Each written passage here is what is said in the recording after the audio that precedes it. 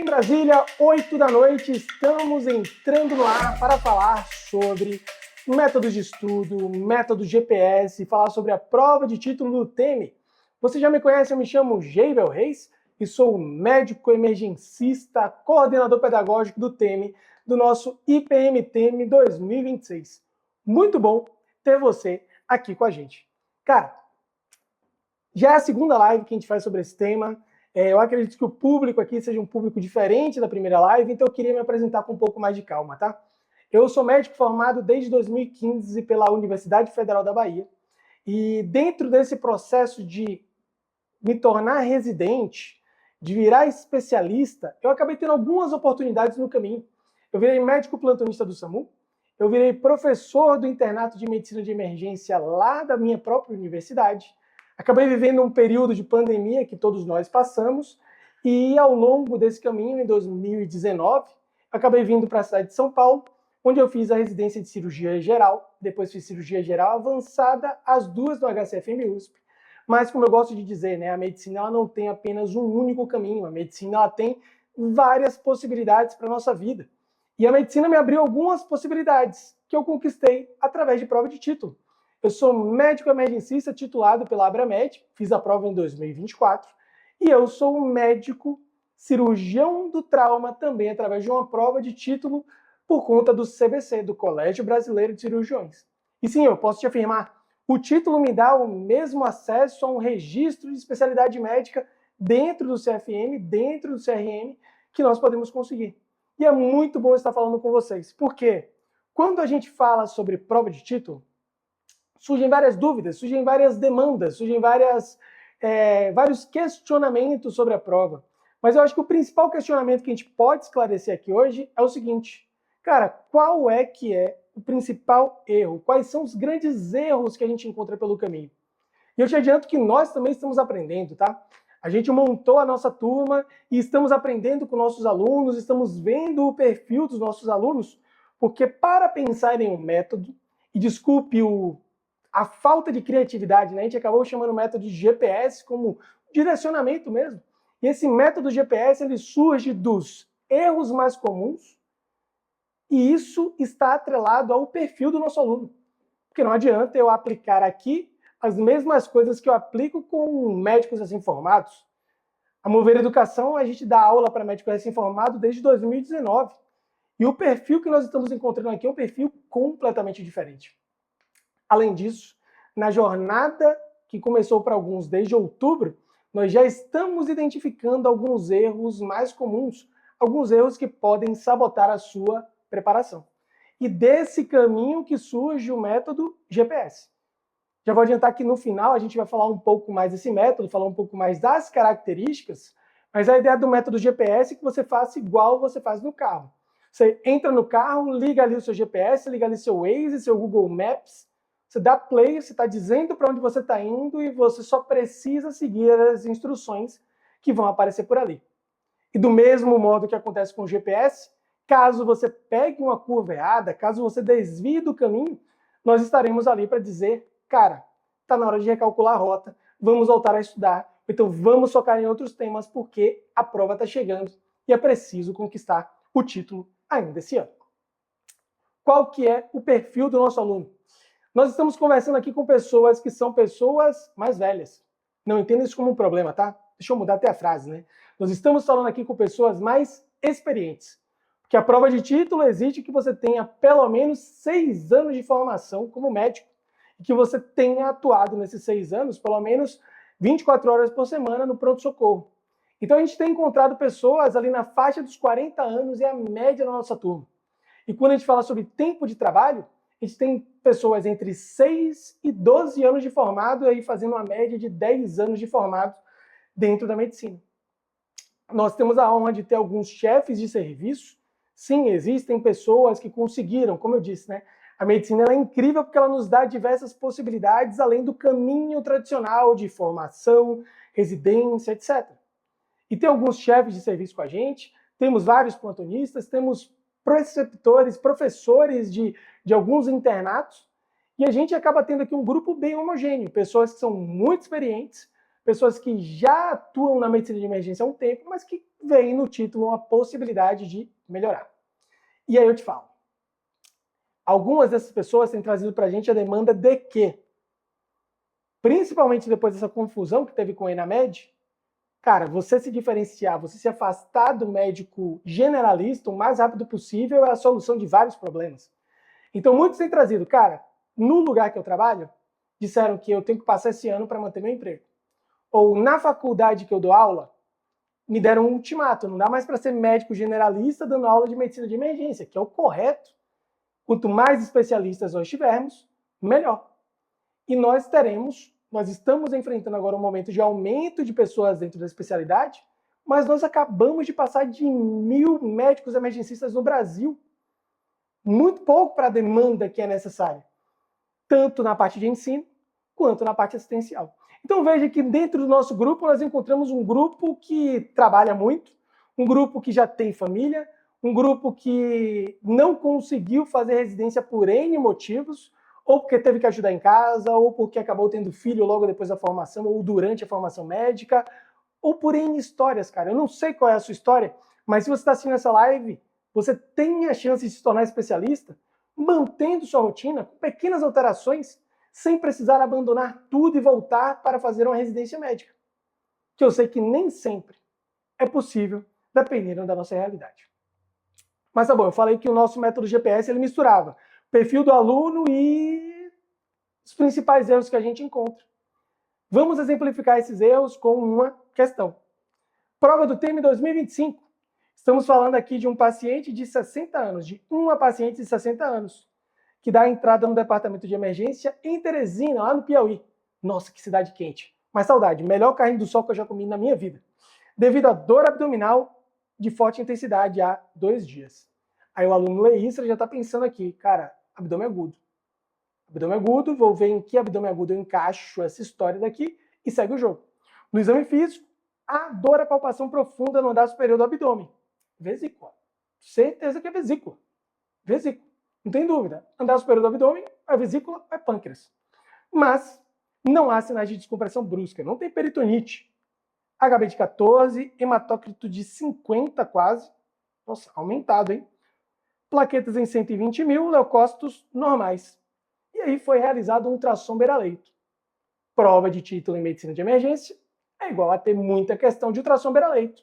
E o ultrassom beira-leito que foi trazido é esse aqui. Sabe de onde esse ultrassom saiu? Sabe de onde vem a ideia de cobrar um ultrassom beira-leito num contexto como esse? Eu sei. O que é que você está vendo aqui? Vesícula, né? Estamos falando de vesícula. Então, para quem não identificou as estruturas, vamos lá. Fígado, vesícula biliar, e aqui nós temos os reflexos pós-vesícula. Foca na vesícula. Você acha que essa vesícula está com a parede espessada ou normal? Já adianto que está bem espessada. Tem líquido ao redor da vesícula? Sim, tem líquido ao redor da vesícula. Essa imagem hipoecogênica que eu estou marcando agora de amarelo, essa imagem é líquido perivesicular. Se a parede está espessada e tem líquido perivesicular, nós estamos diante de uma inflamação da vesícula. Será? Vamos às alternativas. Com base nas informações fornecidas, qual é a melhor hipótese diagnóstica?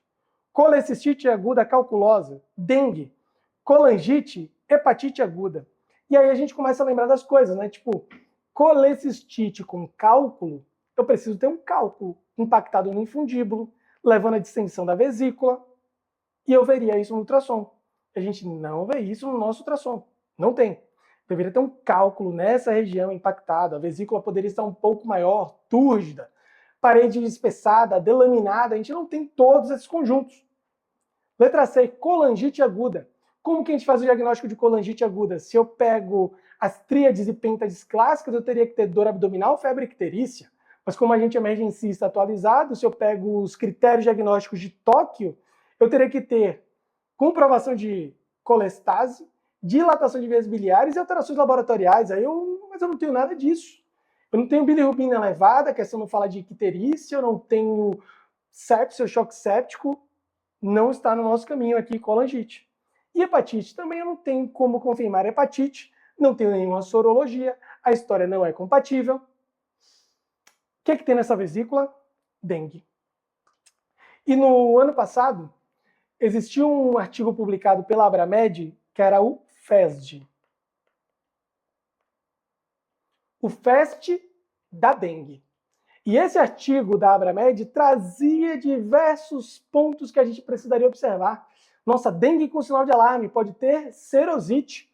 Posso avaliar com ultrassom, pleuras e peritônio. Então eu consigo avaliar se existe derrame pleural, se existe ascite.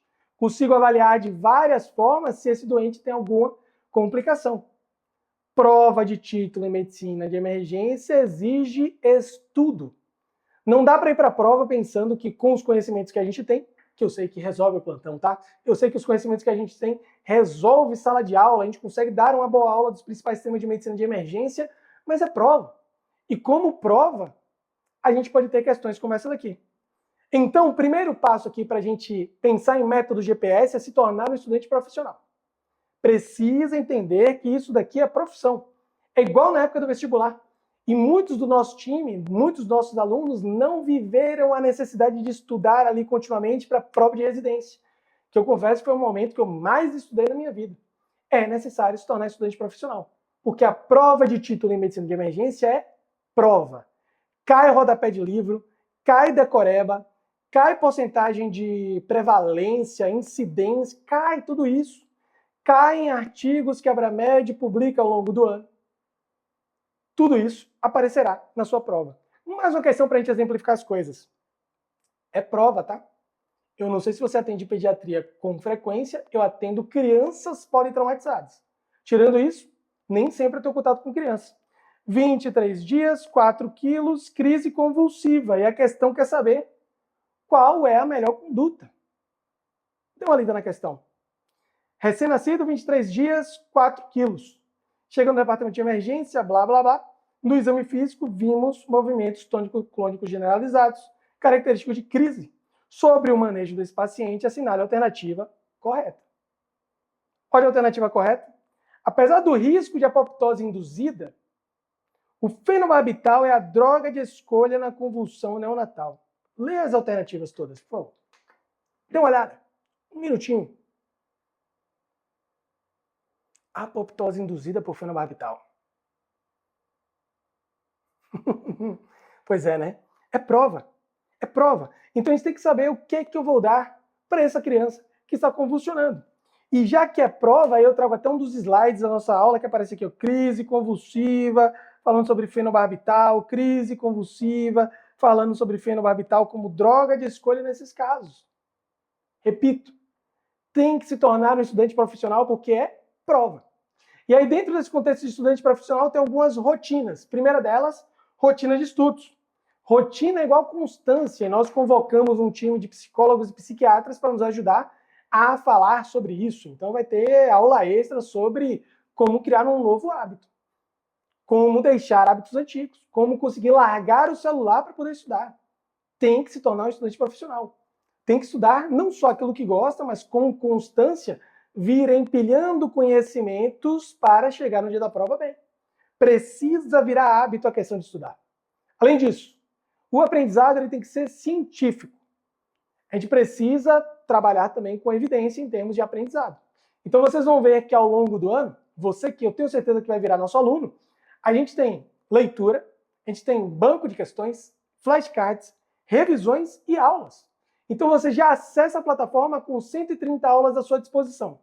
E aí você tem um banco de questões, e eu já adianto. A plataforma 2.0 está chegando e nós vamos acrescentar ao longo do ano várias funcionalidades progressivamente para que você vá empilhando e revisando conhecimentos até a data da prova.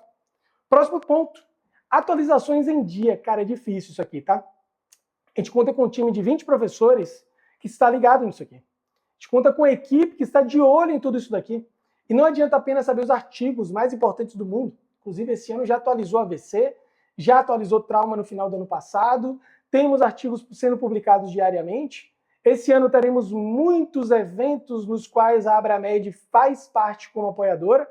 Então, a gente está de olho no congresso que vai ter agora sobre acessos vasculares, a gente está de olho em FLAME, Congresso Latino-Americano de Medicina de Emergência, e estaremos de olho no brasileiro. Tudo isso pode acabar aparecendo na sua prova. E a gente tem que ter esse conhecimento para trazer para você da melhor forma, já que a gente precisa ter entendimento daquilo que a banca gosta. Por que caiu esse ultrassom lá na dengue? Tinha acabado de publicar. É uma forma de valorizar a própria Abramed. Vai cair aquilo que se publica no ano. Vai cair aquilo que a Abramed apoia. Vai cair aquilo que está escrito nos livros principais da Abramed. E depois, análise de métricas. Quando a gente fala de métricas de estudo, uma das coisas que a gente precisa ter em mente é, cara, como é que eu estou me avaliando? Quem que está me avaliando? E nossa plataforma, ela gera esses dados. A gente tem conversado com os alunos, quem é mentorado tem esse papo todo mês comigo. Quem atua no extensivo consegue ver o seu próprio dashboard de como está estudando, como está evoluindo. E a gente acaba fazendo análise não só com interações humanas, mas também com inteligência artificial para te dizer, você está se tornando um estudante profissional. E essa é a primeira fase, né? A primeira fase é pensar que, cara, eu tenho que tornar isso tudo rotina, eu tenho que virar estudante profissional, eu tenho que começar a estudar de fato, eu tenho que estudar aquilo que eu não gosto. E essa tem sido sempre a primeira conversa que a gente tem.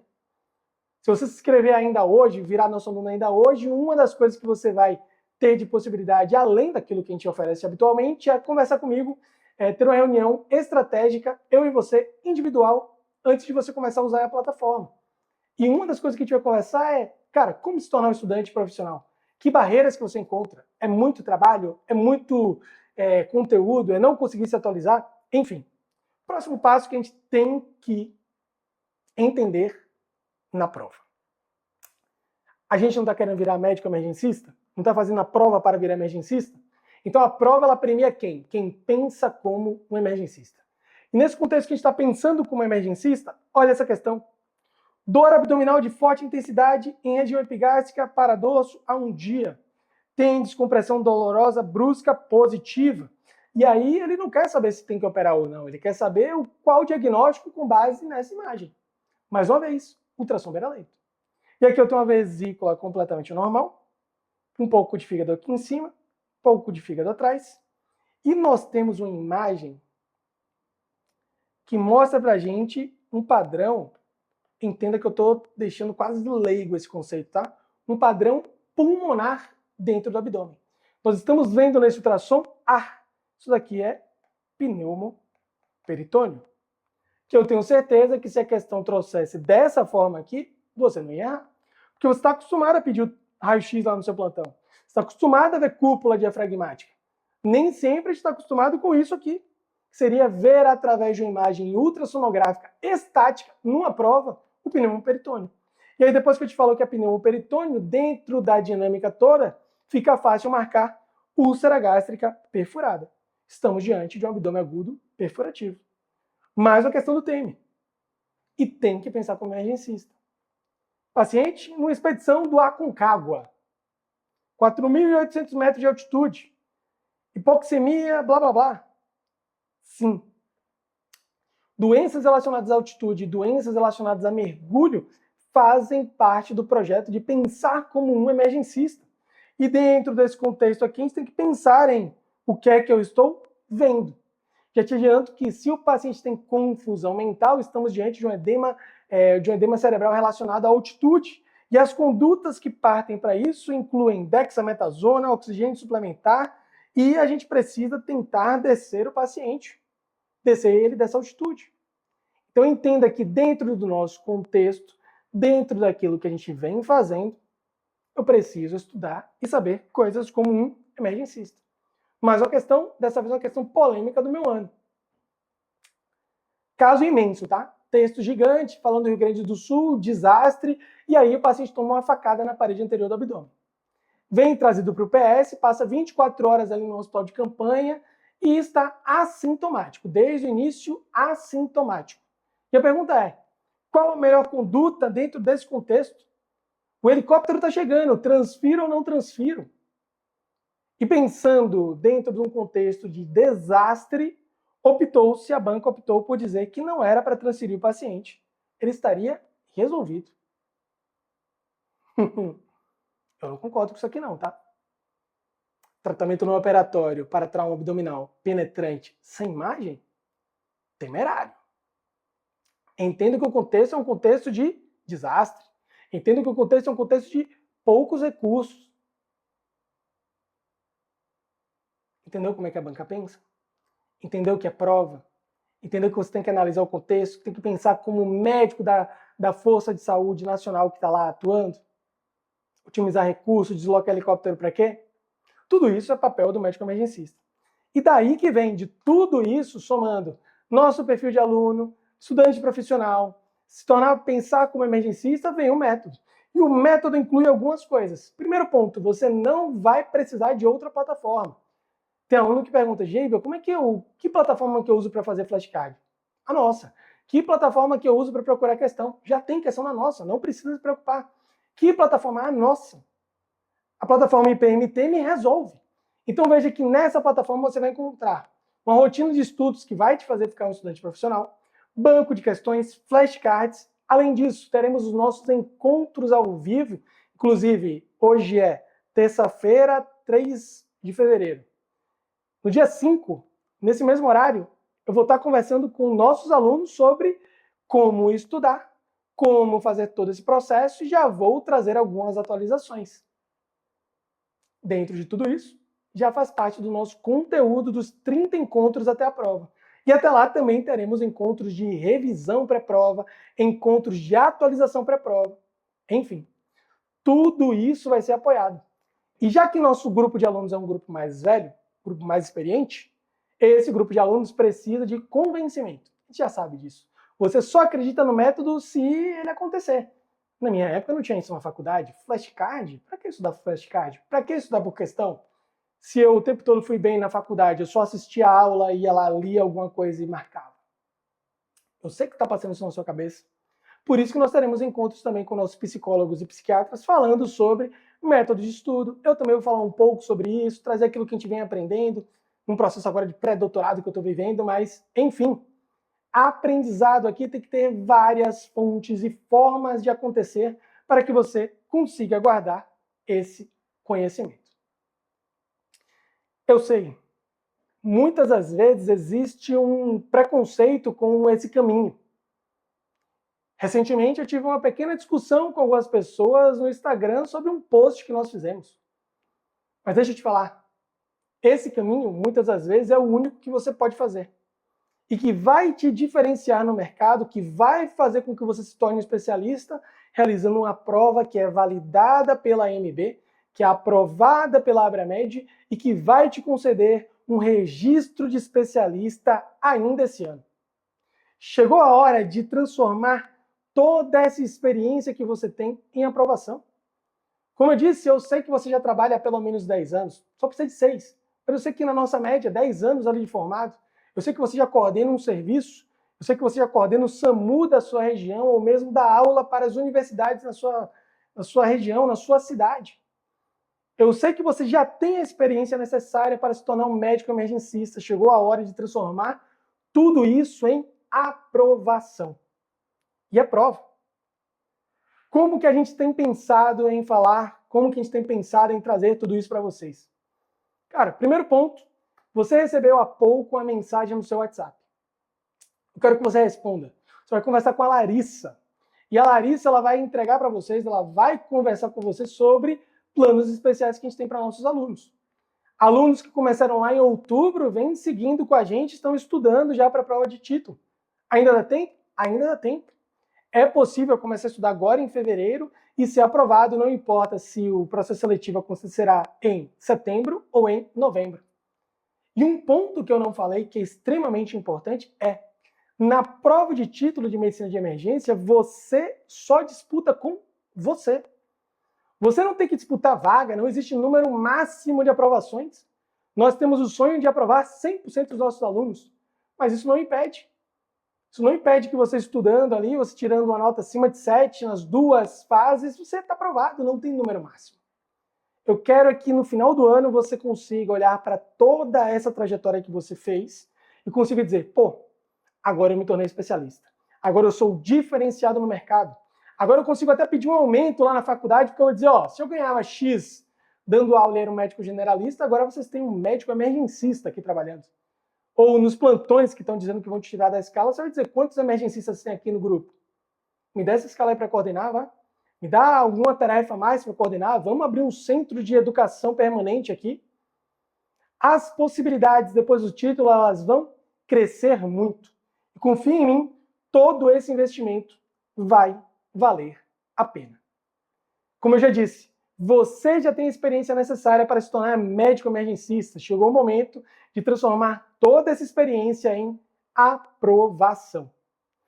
Dúvidas, perguntas, sugestões, reclamações, fale com o nosso time no WhatsApp. Entre em contato com a gente. Estamos muito ansiosos para ter você em nossa turma de fevereiro do nosso IPM TM 2026. Espero muito encontrar você em nossa próxima aula. Vejo vocês por aí.